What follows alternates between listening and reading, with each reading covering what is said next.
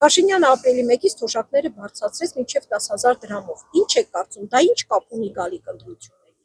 Դա ուղղակի ընտրությունների հետ կապված հարց է, բյուջեով նախատեսված չի եղել թոշակների բարձրացումը,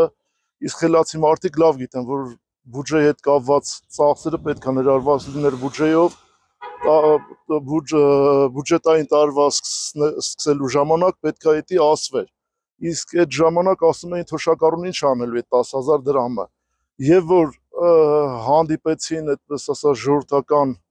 պատին, որ քննադատությունները շատ եղավ, ստիված դեմ ընտրություններ էր, իր ռեյտինգը բարձրացնելու համար սկսեց թոշակների բարձրացումը, որքանով հետո կարող են այդ ֆինանսական ճգնաժամը հաղթահարել, արդեն պարզ չի, հետագայում ոնց կլինի։